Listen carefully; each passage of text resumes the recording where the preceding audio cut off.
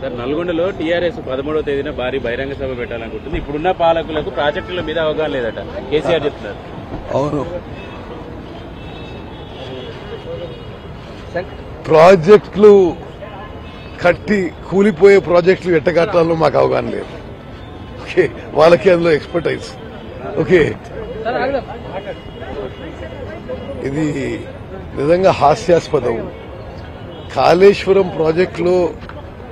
Kaleshwaram project కట్టి 94,000 కోట్లు ఖర్చు పెట్టి కూలిపోయిన బ్యారేజీలను కట్టి నాసిరకం ప్రాజెక్టులు కట్టి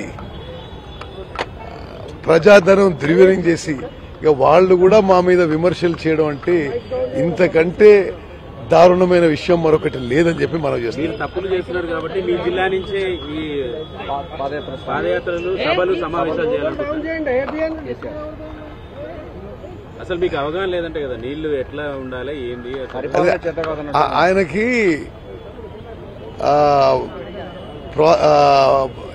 నీళ్లు తీసుకురావాలి కాదు, పైసలు ఎట్లా సంపాదించాలి ప్రాజెక్టులని మన మీద కేసీఆర్ ఎక్స్పర్ట్. సభ ఓకేనా, ఎక్కడైనా ఏర్పాటు చేసుకోవచ్చా? మీరు పోలీసులకు చెప్పి సభలు అనుమతి ఇవ్వదని చెప్పారంట. ఏం పిచ్చి మాటలది. అసలు నేను ఇప్పుడే చూస్తున్నా సభ గురించి, మాకు ఐడియా కూడా లేదు. వాళ్ళు జిల్లా నుంచి ప్రారంభిస్తారట సార్ వాళ్ళు ఉద్యమ కార్యాచరణ. నల్గొండ, ఖమ్మము. ముందు తెలంగాణ ప్రజలకి కేసీఆర్ బహిరంగ క్షమాపణ చెప్పాలి. ఇరిగేషన్ ప్రాజెక్టుల పేరు మీద దోచుకుంది కేసీఆర్.